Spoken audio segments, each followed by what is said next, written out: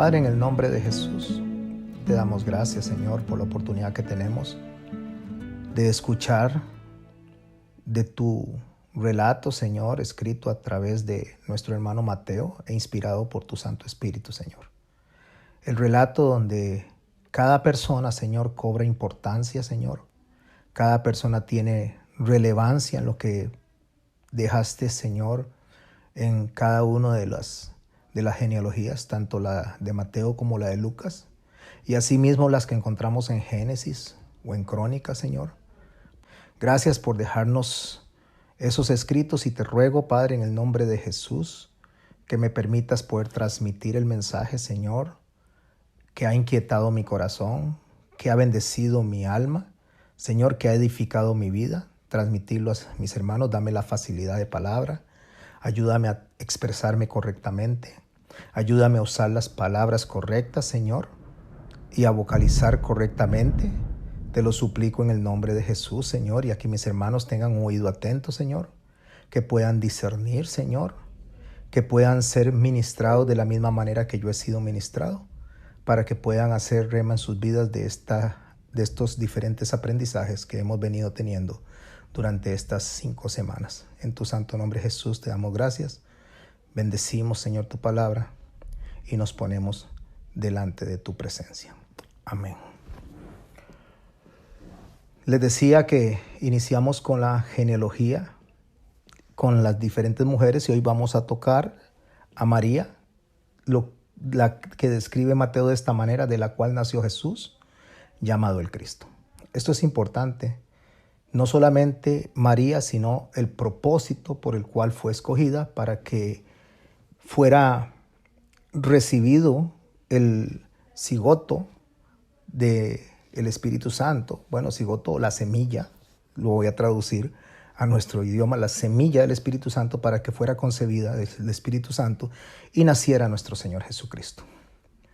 ¿Por qué? Porque nosotros, para poder estudiar la Biblia, tenemos que aprenderla, como les he dicho en otras oportunidades, de la manera correcta. ¿De qué manera lo aprendemos? Lo aprendemos primero analizándolo a través de la ciencia, y cuando hablo de la ciencia estoy hablando del conocimiento previo. No solamente estoy hablando de algo científico, sino del conocimiento que debemos de adquirir para poder estudiar un texto. Tenemos que aprenderlo a través de la historicidad. ¿Qué es la historicidad?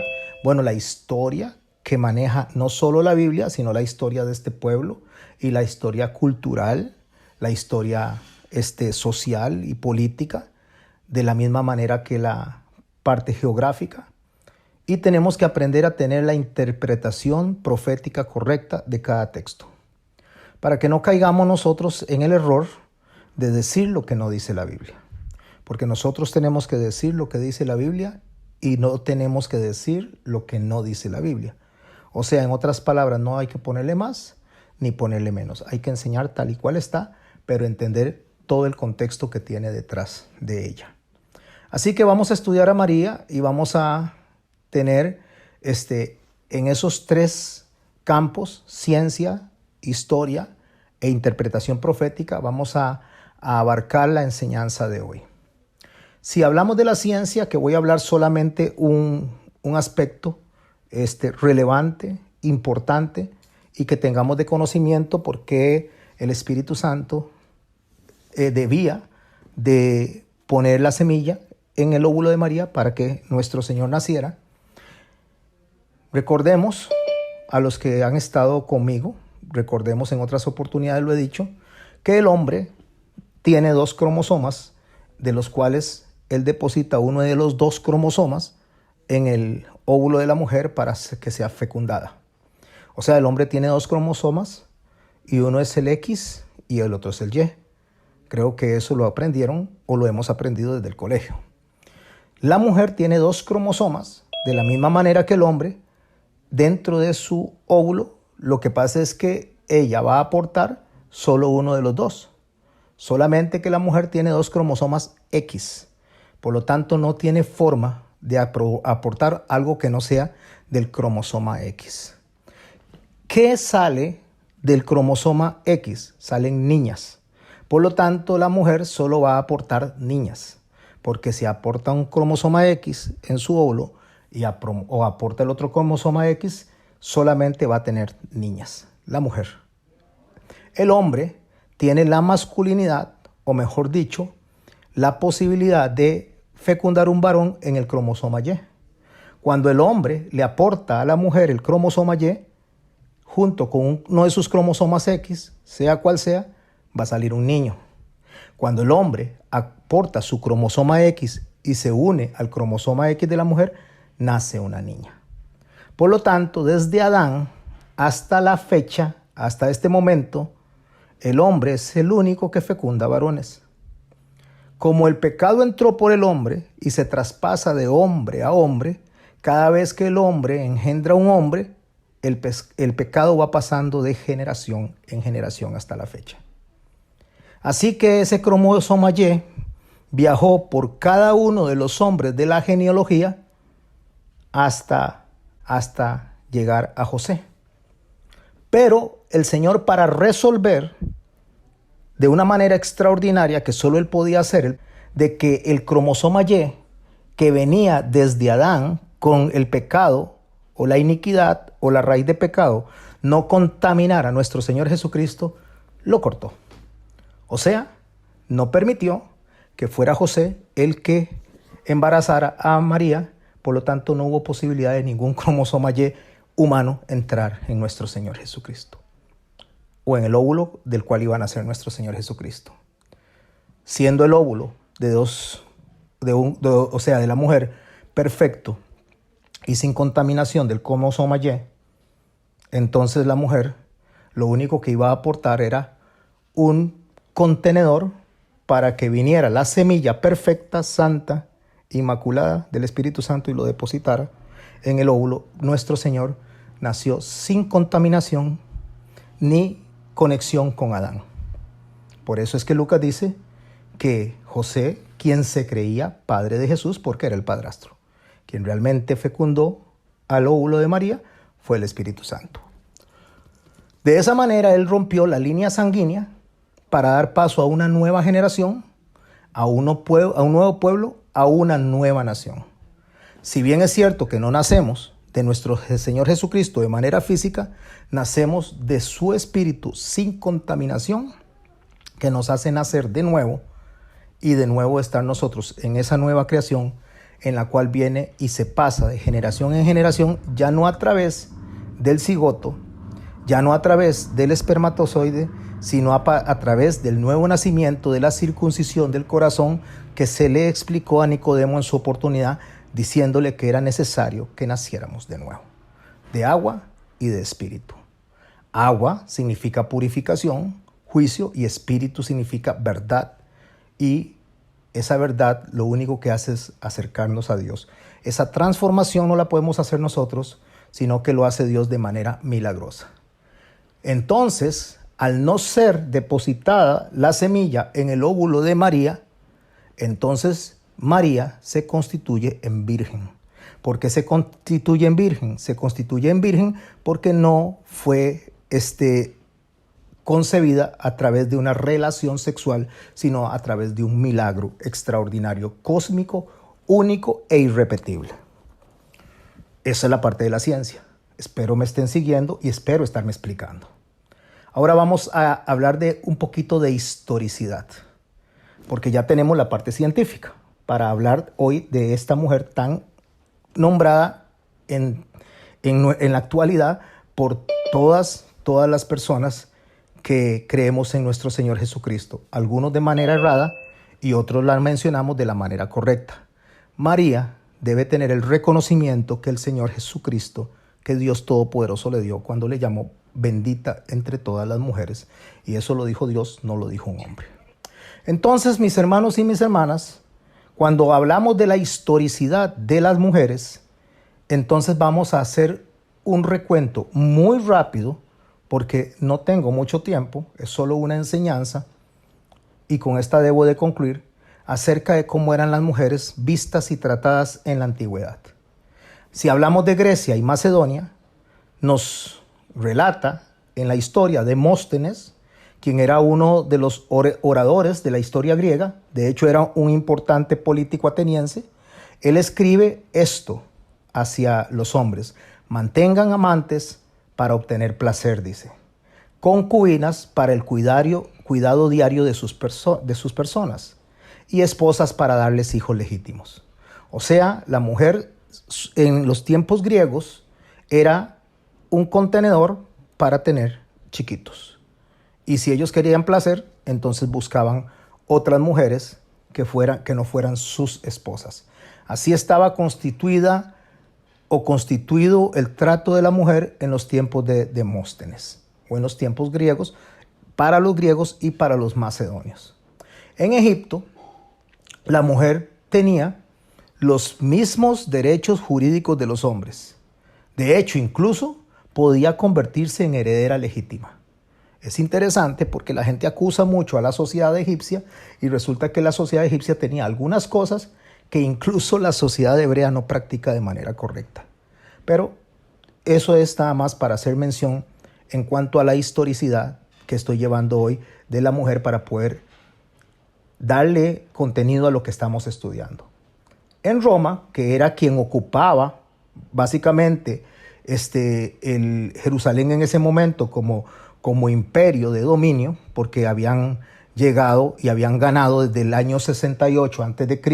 a través de Pompeyo, habían ganado esa posición, y entonces cuando nuestro Señor Jesucristo nace, ellos están bajo el gobierno de Roma. En Roma las mujeres podían constituir negocios a su nombre, pero solamente las matronas romanas tenían influencia y poder como cabezas de hogares o como administradoras. ¿Quiénes eran consideradas matronas? Matronas eran aquellas mujeres que se quedaban mientras sus esposos iban a pelear en las legiones romanas. Entonces, como sus esposos no estaban porque andaban peleando en las legiones romanas y a veces duraban meses, incluso podían durar años en esas luchas, en esas conquistas, en esas campañas, entonces la mujer se hacía cargo de todo lo relacionado a la administración de los bienes de matrimonio, tanto de su esposo como de ella, o los bienes en conjunto. Estas matronas tenían una gran influencia porque eran las que enseñaban a sus hijos, preparaban a sus hijos para todas las áreas, tanto políticas como sociales y especialmente también las religiosas. Bueno, eso permitió que el cristianismo se extendiera rápidamente en el mundo romano, porque cuando las matronas romanas se convertían, entonces llegaban a conocer de Cristo, ellas enseñaban a sus hijos, y la iglesia del primer siglo se empezó a expandir muy rápidamente debido a estas mujeres que tenían tanta influencia en sus casas durante el Imperio Romano. Las mujeres hebreas funcionaban de esta manera. No tenían derechos hereditarios, primero. No podían divorciarse ni aún por motivos sólidos. De hecho, los hombres hebreos se divorciaban por cualquier motivo según las escuelas rabínicas de Hillel y Shammai. Tenían los derechos de propiedad, pero eran prácticamente inexistentes. O sea, era en forma teórica, no era en realidad, aunque tuvieran los derechos de propiedad. O sea, moría el esposo, les quedaban las propiedades, pero no era cierto. ¿Por qué? Porque al final de cuentas, quien tomara esto, así que en la práctica su derecho no era real, porque el nuevo esposo o el mismo esposo que tenía el derecho al uso y al usufruto de la propiedad o de los bienes que tenía la mujer. Entonces era una falsa, era como decir, esto es tuyo, pero yo lo administro, esto es tuyo, pero yo decido. La mayoría de las niñas judías eran prometidas en matrimonio por sus padres a edades entre los 10 y los 13 años. Entre los 10 y los 13 años, porque una vez que ellas les venía la primera menstruación, entonces ya estaban en edad de contraer matrimonio. Entonces se prometían a los hombres para que empezaran a tener chiquitos, porque esa era la vida ordinaria de una mujer hebrea del primer siglo. Era tener y tener y tener niños. Cada año y medio más o menos tenían un niño, por lo tanto, si vivía, ejemplo, después de los 10 o 13 años, si vivía hasta los 20, 25, porque no superaban los 30 años, ya a los 30 años era una mujer adulta, pero no superaban esa edad porque morían usualmente en el parto. porque los partos eran muy difíciles y no tenían las condiciones higiénicas que se tienen en la actualidad, ni tenían las condiciones de asistencia que se tienen en la actualidad. Entonces estas mujeres lo que hacían era tener y tener y tener chiquitos. Si usted encuentra mujeres adultas en la Biblia, es porque eran estériles. Entonces todas las mujeres que usted ve que son mayores, era porque no podían tener niños, por lo tanto no morían en el parto, sino que se mantenían durante más años. La legislación judía no tenía roles religiosos para la mujer, y es importante detallar esto porque en un país gobernado por la élite religiosa significa que ellas eran invisibles y no tenían poder alguno. O sea, eran inexistentes. La mujer era considerada como nada. No tenía nada, no recibía nada, excepto lo que llevara puesto. Por eso ellas usaban joyas, usaban aretes, usaban brazaletes. Todo lo que colgara sobre ellas, eso era de ellas. Todo lo que no colgara sobre ellas o sobre sus vestidos, no podían tomarlo. El momento que eran echadas, se llevaban solo lo que tuvieran encima. Cuando usted oye a personas que dicen que usted no puede ponerse aretes o no puede ponerse trencitas o pulseritas y todo eso, desconocen esto. ¿Por qué? Porque si usted se va al libro de Cantares, la hermosa mujer descrita ahí utilizaba cosas para verse bella. Así que el descontextualizar la palabra hace que se digan cosas que no son, y a veces hasta se raya no solo en la ignorancia, sino a veces se raya en la tontería. Y eso hay que tener mucho cuidado, mis hermanos. Una de las cosas que esas mujeres tenían como limitación, estoy hablando de las hebreas, era la capacidad de leer. Porque las mujeres que aprendían a leer era por dos razones. Una, porque era de familias ricas, o la segunda, porque eran prostitutas. Debido a que nuestra hermana María no era ni rica ni prostituta, entonces podemos asumir que ella no leía, sino que repetía de manera oral lo que aprendía. Lo que aprendía de generación en generación. Así que podían tener las mujeres hebreas la capacidad o la posibilidad de aprender lo que se conoce por el oír. Y el oír, dice, nos trae a la fe cuando oímos la palabra de Dios. Eso es lo que la mujer podía hacer. Bueno, esa era la vida ordinaria que le esperaba a la mujer del primer siglo, influenciada por macedonios, influenciada por romanos, influenciada por griegos y influenciada mayormente por su cultura judía. No que los judíos hicieran lo correcto, sino que el movimiento rabínico consideraba y aplicaba a las mujeres leyes, mandamientos y normas que Dios no había dado. Eran ocurrencias de ellos. Así que esa era la vida que le esperaba a cualquier mujer, tener y tener hijos hasta morir. Bueno, eso es lo que le esperaba a una joven mujer, María de Nazaret. Esa era la vida que le esperaba. Una vida ordinaria para ella era trabajar, tener niños, trabajar y morir.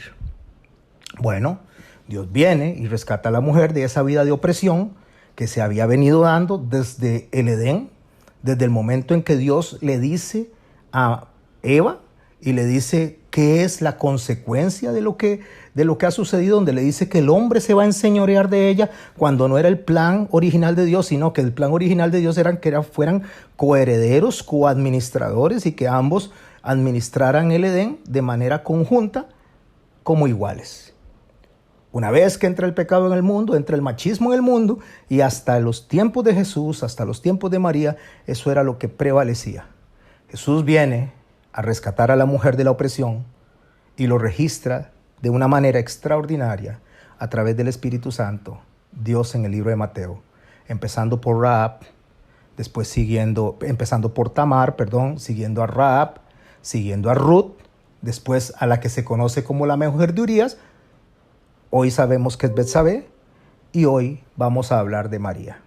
En los evangelios, hablando de las mujeres, mencionan a María Magdalena, a Juana, a María la madre de Santiago y de Juan, menciona a Salomé, a la mujer de Chuza y otras mujeres discípulas que acompañan a Jesús hasta la muerte, que le aportan económicamente y que también figuran a la hora de hacer o ministrar el evangelio. Lo que hace Jesús con esto, a la hora de incluir a las mujeres en su ministerio y a la hora de que ellos vienen y son nombradas por la inspiración del Espíritu Santo en el registro de Mateo, Jesús lo que hace es desafiar los preceptos patriarcales que habían hasta la fecha. Así que él enseña que no solo las mujeres llevaban la carga del pecado sexual, sino que también el hombre llevaba la carga del pecado sexual. También enseña que mujeres cananeas, mujeres samaritanas, que eran rechazadas y repudiadas, eran parte del reino de los cielos. También, en la mayoría de los casos, él hace y enseña que el mal uso de la Torá, el mal uso interpretativo, lo dieron normas controladas por los hombres, que trajo un desequilibrio en el trato que recibía la mujer aún hasta la fecha. Así que nuestro Señor Jesucristo lo que hace es aumentar los horizontes y enseña lo que realmente la creación, mis hermanos y mis hermanas, lo que realmente la creación o lo que Dios quería en la creación para con nosotros, para con la humanidad.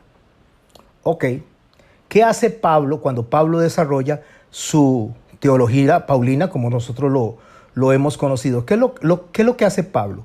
Pablo nos enseña a nosotros de primero, cuando nosotros recibimos el mensaje, nos enseña que en sus escritos, de 29 líderes que él menciona, 10 eran mujeres.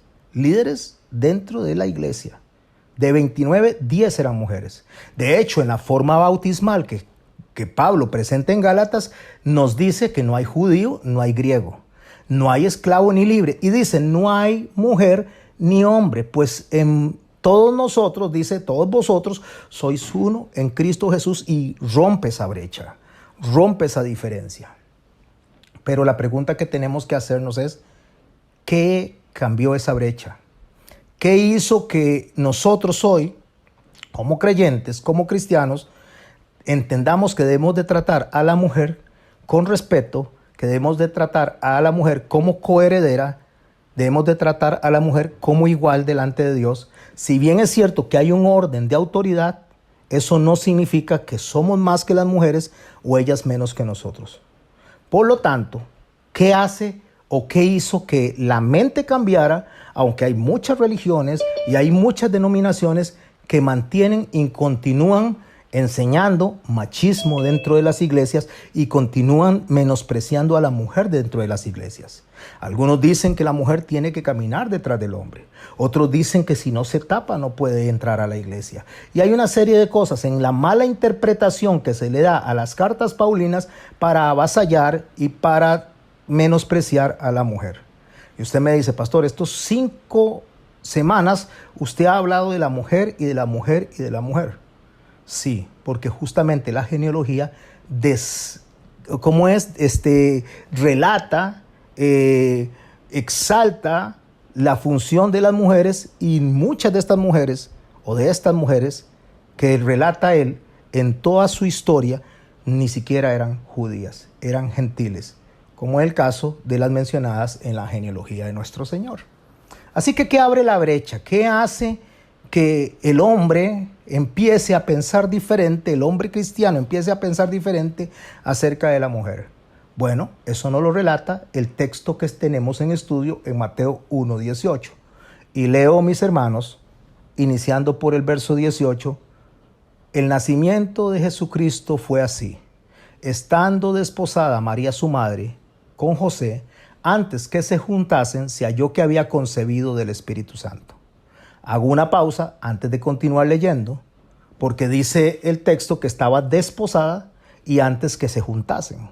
Resulta que en el matrimonio hebreo, el compromiso, que hoy la gente llama o mal llamado noviazgo, porque no existe el noviazgo, lo que existe es el esposorio. Esto cuando llamamos esposorio estamos hablando del cortejo. Lo que existe es eso. Cuando un hombre le dice a una mujer, sea mi novia, es para matrimonio. No es para besarla y cambiarla, diciéndolo de una manera muy educada. Pero resulta que cuando alguien le dice a una niña, quiere ser mi novia, el padre que es creyente debe decirle para qué usted quiere, para matrimonio o quiere que sea su novia, porque si no es para matrimonio, hágame el favor y que Dios lo acompañe, que le vaya bien, porque mi hija no va a andar de mano en mano, porque ese no es el principio bíblico. Pero cuando las mujeres eran dadas en promesa, cuando las mujeres eran como prometidas para matrimonio, estas mujeres debían de respetar todo como si estuvieran casadas durante el año que estaban esperando, porque esperaban entre 6 meses y 1 año para casarse. No menos de 6 meses y no más de 1 año. Ese es el tiempo establecido para casarse. Era el tiempo establecido del cortejo. Si la mujer por alguna razón quedaba embarazada durante ese periodo de promesa, de compromiso, de cortejo, durante ese periodo quedaba embarazada, entonces se le aplicaba la ley como si estuviera casada. O sea, se lapidaba, se asesinaba como si hubiera adulterado, si quedaba embarazada de otro hombre que no fuera su prometido. También si la mujer moría dentro de ese tiempo, se le consideraba viuda y heredaba todos los bienes del esposo. Así de serio es el noviazgo, pongo comillas porque no se llama noviazgo, sino que se llama esposorio y desposorio, y se culmina con el esposorio. Cuando María se encuentra, dice, con el ángel que se lo encuentra antes de que se junten, que es antes de juntarse, antes de tener relaciones sexuales, antes de consumar lo que sería el compromiso que tenían, se halla que está concebida del Espíritu Santo. Y les expliqué al principio por qué razón tenía que ser del Espíritu Santo y por qué razón Dios hace esto que nos está relatando aquí a través de Mateo. Así que el ángel le dice más adelante, allá por el verso 20, dice, el ángel le dice al Señor, le dice a José, una vez que él se da cuenta y la quiere dejar, porque se da cuenta que está embarazada, probablemente por la boca de la misma María, entonces él la quiere dejar y en sueños se le presenta el ángel del Señor a José y le dice estas palabras, José, hijo de David, no temas en recibir a María tu mujer, porque lo que en ella es engendrado del Espíritu Santo es, y dará a luz un hijo y llamarás. Aquí no le está preguntando a José si está de acuerdo, aquí no le está preguntando si lo acepta, aquí le está dando una orden a José. Acéptela, no tenga temor, y cuando la reciba, este es el nombre que le va a poner al niño, Jesús. ¿Por qué razón le va a poner Jesús? Porque él salvará a su pueblo de sus pecados. Cuando está hablando de su pueblo, no está hablando de Israel, sino de su pueblo. ¿Y cuál es su pueblo? Si tomamos en cuenta que de Jesús para atrás no hay descendencia, sino que viene directamente del Espíritu Santo para una nueva generación, para un nuevo pueblo y para unas nuevas naciones, entonces lo que empieza de ahí para adelante es su pueblo. Ese es el pueblo donde usted está incluido, donde yo estoy incluido y donde cualquier persona que el Señor salve a través de la obra milagrosa del Espíritu Santo, formamos parte de ese pueblo. Espero estarme explicando. ¿Y por qué del Espíritu Santo? ¿Por qué tenía que ser a través del Espíritu Santo? Porque hay un cumplimiento de la profecía que está en Isaías 61:11, donde dice así, y por favor préstele atención, cuando el Señor dice esto. El Espíritu del Señor está sobre mí porque el Señor me ha consagrado, me ha enviado a dar buenas noticias a los pobres, a aliviar a los afligidos, a anunciar libertad a los presos y libertad a los que están en la cárcel. Y en eso incluye a las mujeres, a liberarlas desde el momento en que es concebida María por el Espíritu Santo, empieza una libertad para ella y para nosotros, porque nos desliga de la conexión pecaminosa que teníamos con Adán. Sí, pero yo nací de mi papá y mi mamá, entonces me conecta a Adán, pero Dios corta eso y es lo que le dice a Nicodemo. Él le dice, es necesario que nazcan de nuevo.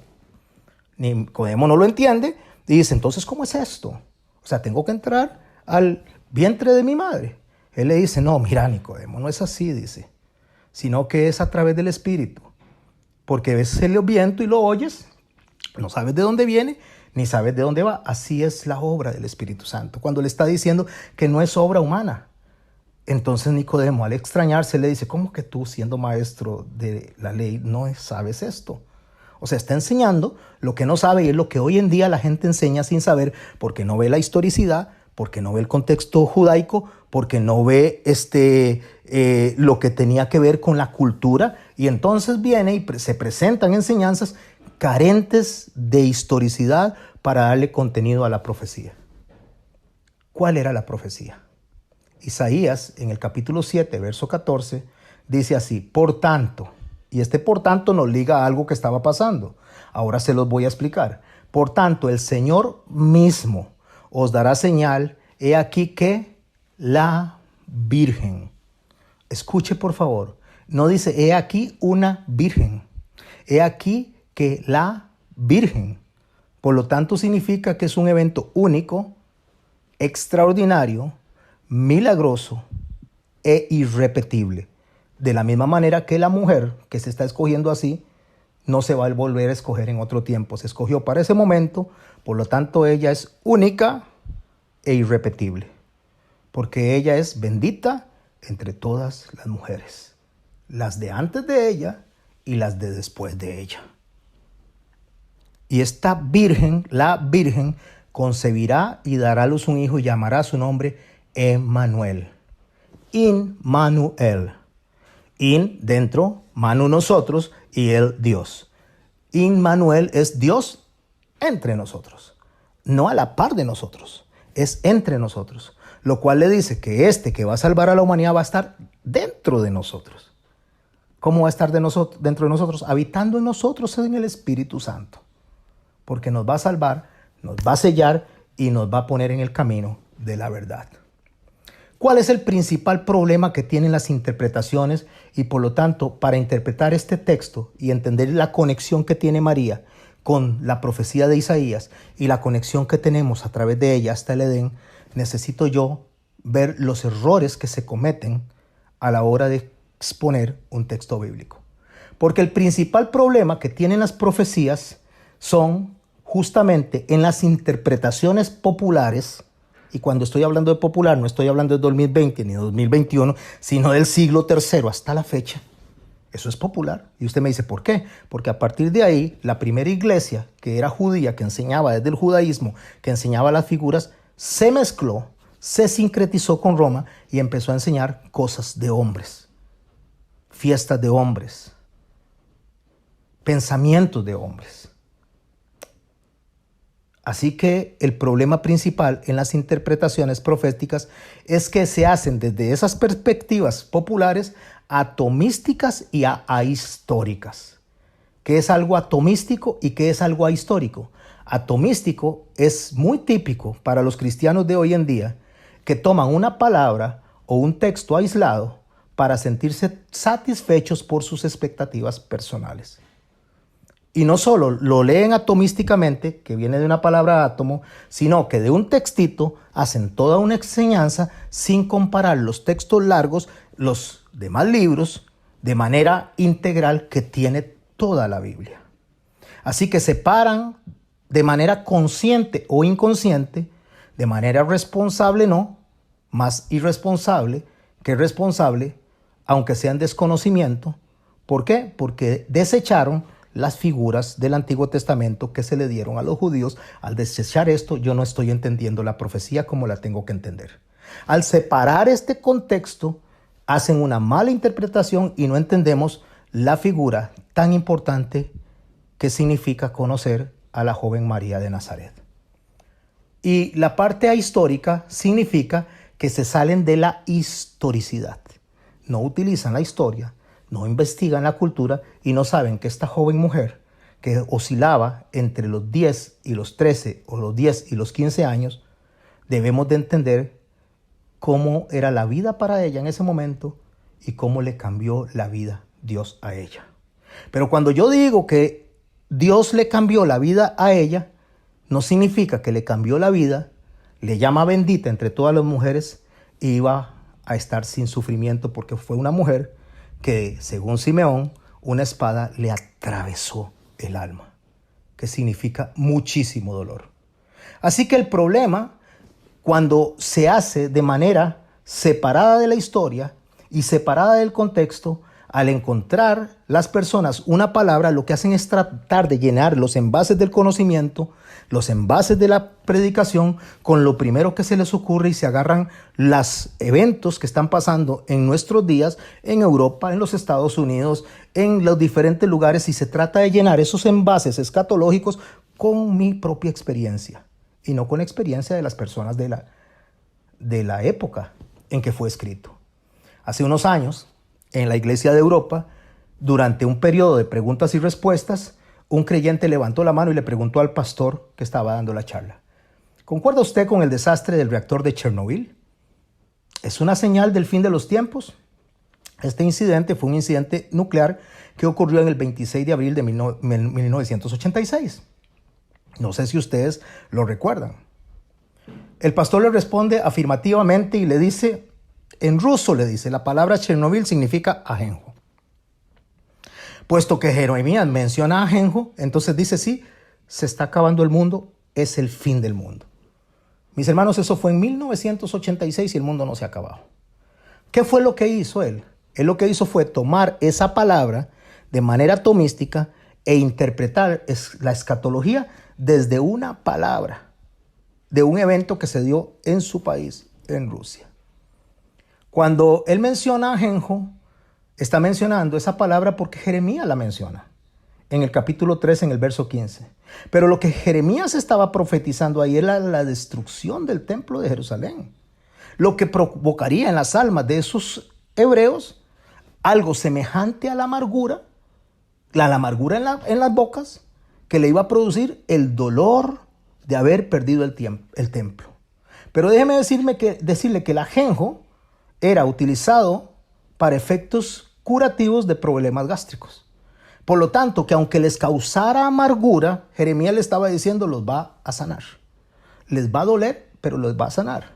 Porque Dios hiere y Dios sana. Dios pone la herida y Dios pone la venda. Dios castiga, Dios disciplina y Dios nos levanta.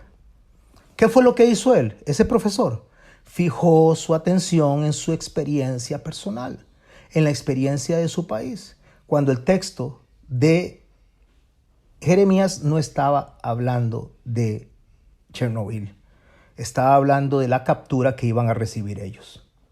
Entonces, ¿qué era lo que estaba diciendo el texto de Isaías 7:14 cuando dice que la Virgen concebirá y dará a luz a un hijo? La Virgen. Si nos referimos a Isaías 7:14 de la manera correcta, nosotros no tenemos que tomar estas palabras como palabras flotando en el aire hasta el momento en que Jesús naciera, porque no fue así, sino que lo que sucedió es que se estaba dando un evento al cual Isaías le estaba haciendo una referencia en los tiempos del rey Ahaz. Lo puede buscar en 2 de Crónicas, capítulo 28, para que pueda tener todo el relato completo. Eso se dio en el año 730 a.C., cuando el rey Tiglat, que encabezaba el gobierno asirio, decide invadir Siria e Israel, e inclusive Judea. ¿Qué era lo que pretendían los sirios? Pretendían hacerse aliados de Israel y de Judea para que, como eran los del borde entre lo que era Siria y lo que era Egipto, tener ahí como una especie de muralla con Jerusalén para que invadieran primero Jerusalén antes de llegar a Siria los egipcios. Entonces se sentían protegidos de los egipcios. Otros reyes de la época, como Rasín y Pekaj, hacían alianza también, pretendiendo de la misma manera hacer alianza con el rey Ahaz, rey de Judea. Como el rey Ahaz no se quiso aliar con ellos, entonces ellos deciden atacar Jerusalén y poner a un rey que era un hijo de estos reyes que se llamaba Tabel. Eso lo encuentran en Isaías capítulo 7, verso 6.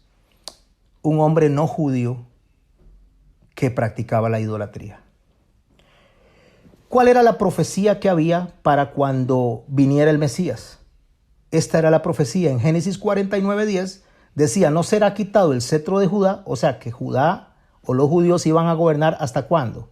No será quitado el cetro de Judá ni el bastón de mando de entre los pies hasta que llegue Silo, o sea que hasta que llegue el Mesías.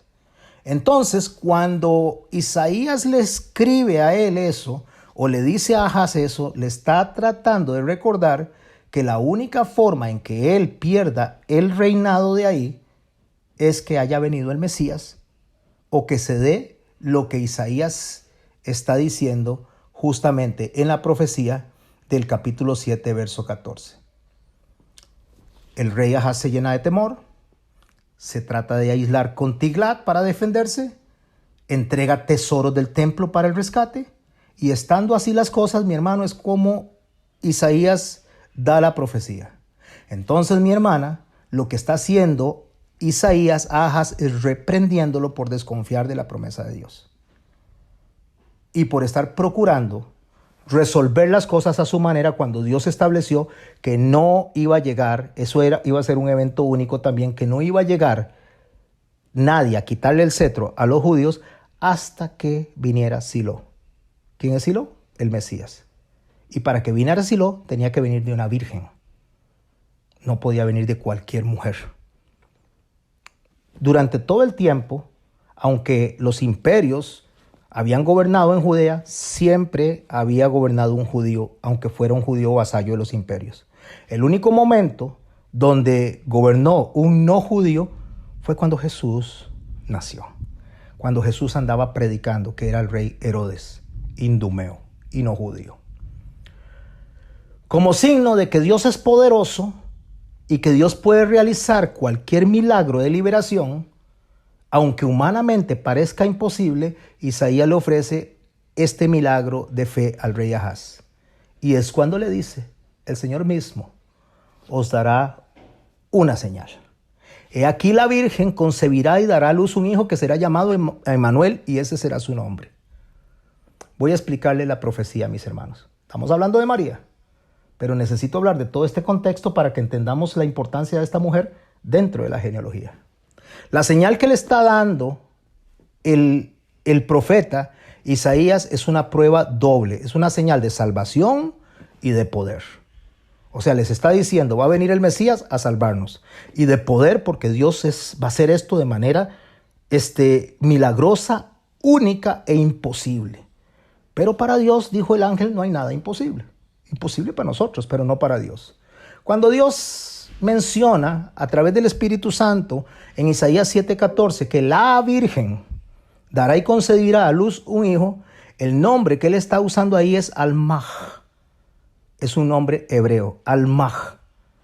No está usando cualquier nombre y lo está usando de manera intencional. Almaj es el nombre que se le asigna a la mamá que tendría al Mesías. Déjeme explicarle cuáles los tres términos que habían o hay para una virgen.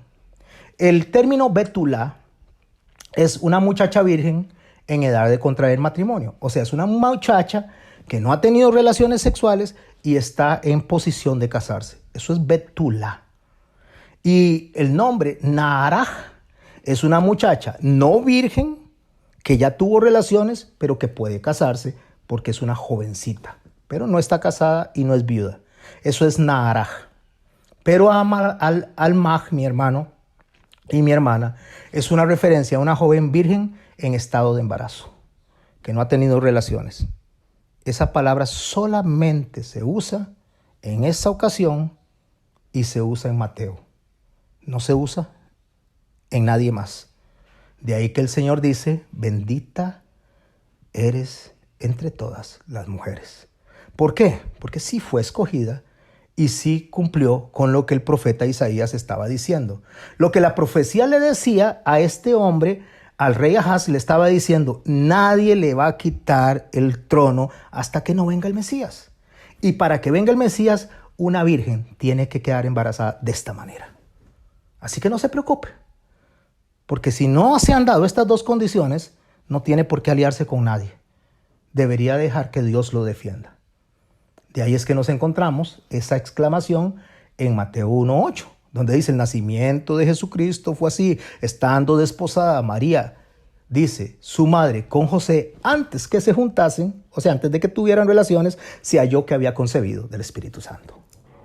Y el verso 21 de Mateo 1 dice, y dará a luz un hijo y llamará por su nombre Jesús, porque él salvará a su pueblo de sus pecados. Ahora entendemos cómo lo que le dijo al rey Ahaz se está repitiendo acá, pero no fue una profecía tirada al aire.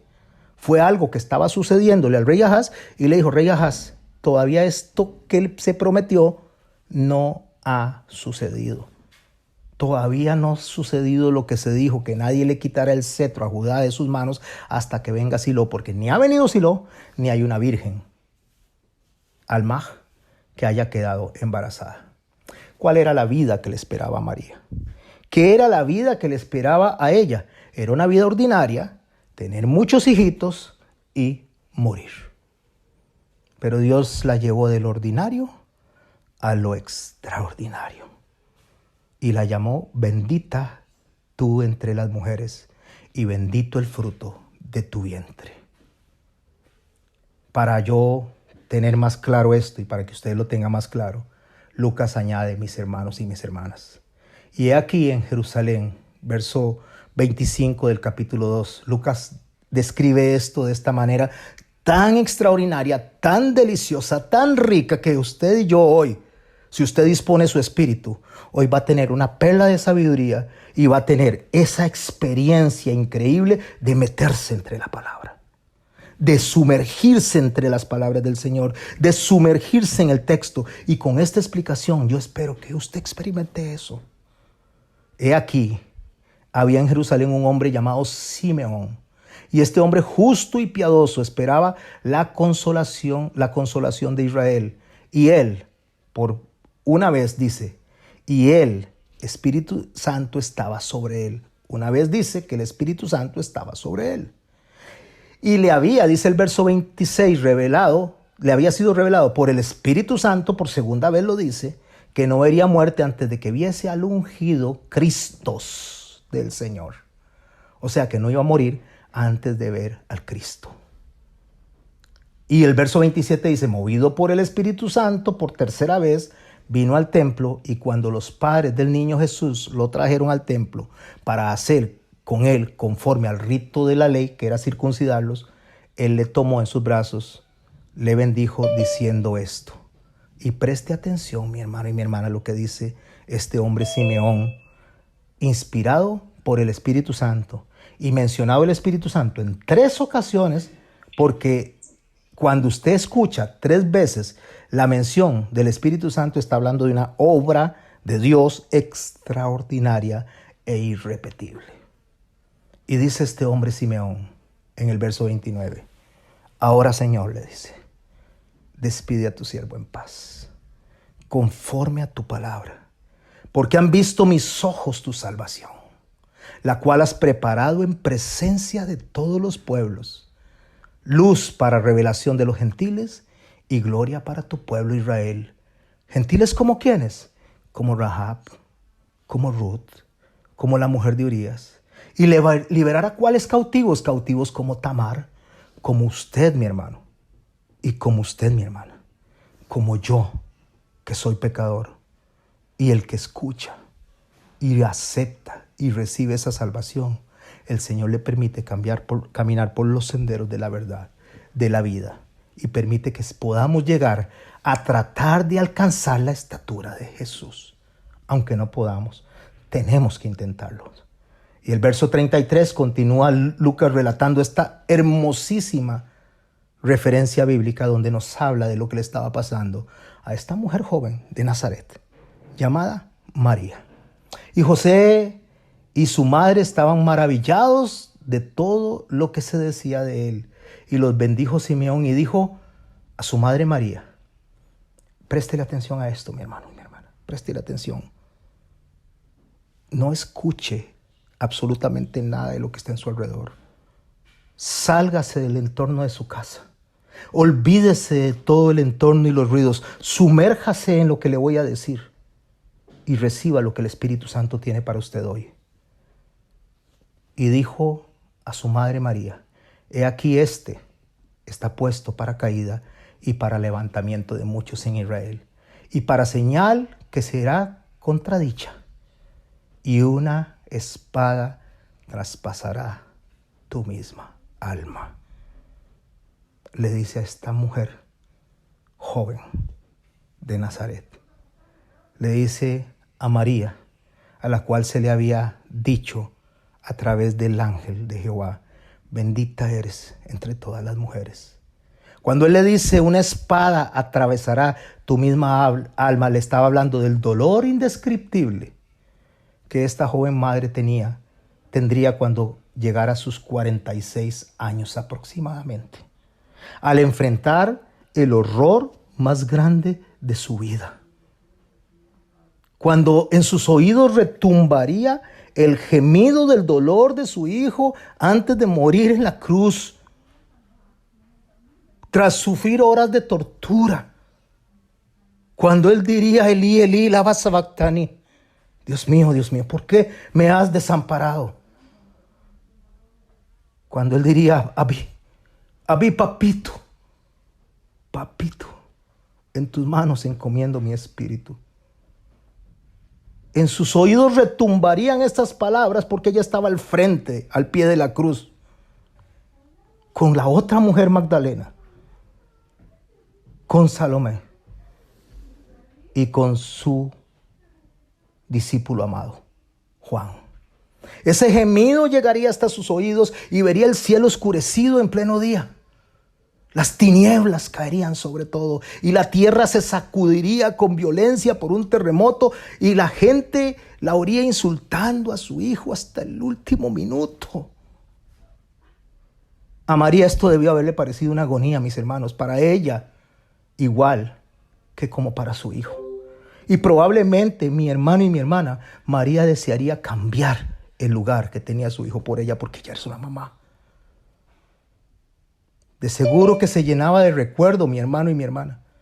Seguro estaba llena de recuerdos cuando estaba bebé.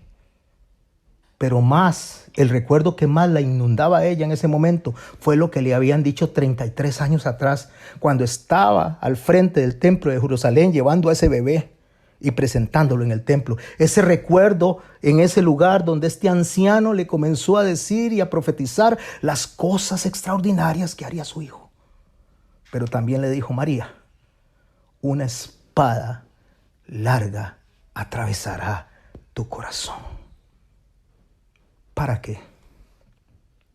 Simón se lo dijo: para que sean revelados los pensamientos de muchos corazones. Usted y yo podemos entender lo que hoy estoy diciendo, porque este hombre maravilloso, este hombre que entregó la vida por usted y por mí, este hombre que decidió dejar su posición de gloria para sacrificarse en la cruz hasta derramar la última gota de sangre, este hombre que no es cualquier hombre, era Dios hecho hombre para hacer lo que usted y yo no podemos hacer, para revelarnos en nuestros corazones que nosotros éramos incapaces de salvarnos y que no hay una sola persona en esa genealogía que tenga la capacidad de salvarnos, porque todos estaban descartados, porque hasta José hubo un corte y se le dio la semilla del Espíritu Santo al óvulo de María. Por eso, mi hermano, hoy podemos tener entendimiento para reconocer que las mujeres de la genealogía marcan el carácter de Dios, al enseñarnos que nadie nos hubiera podido salvar y estaríamos muertos en delitos y pecados para siempre. Por eso Pablo dice: haya en vosotros este sentir que hubo también en Cristo, el cual, siendo en forma de Dios, no estimó ser igual a Dios como cosa que aferrarse, sino que se despojó a sí mismo, tomando forma de siervo, hecho semejante a los hombres, y estando en la condición de hombre, se humilló a sí mismo, haciéndose obediente hasta la muerte, y muerte en cruz.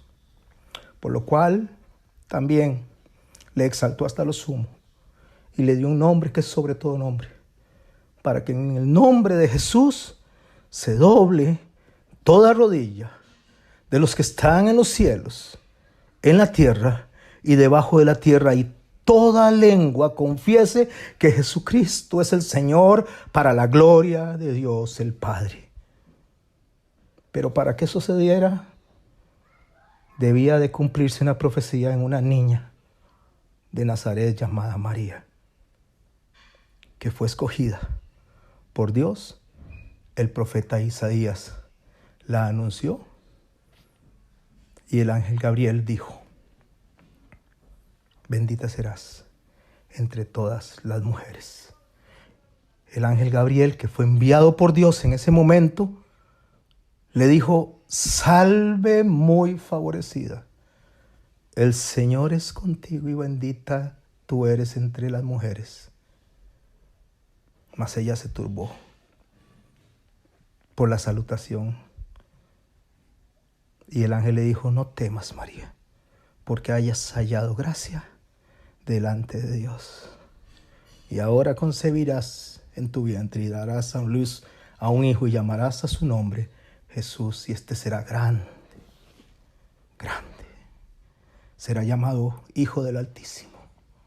Y el Señor le dará el trono de David su padre, y reinará sobre la casa de Jacob para siempre. Y su reino no tendrá fin. ¿Cómo es esto?, dice María. ¿Cómo es esto si no conozco varón? Y el ángel le dijo: el Espíritu vendrá sobre ti, y el poder del Altísimo te cubrirá, por lo cual también el ser santo será llamado Hijo de Dios. ¿Por qué también? Porque Él es el primero, el primogénito de toda una nueva creación. Para que usted y yo podamos ser llamados también de la misma manera hijos de Dios. Acercarnos a Él, piedra viva, para Dios escogida y preciosa.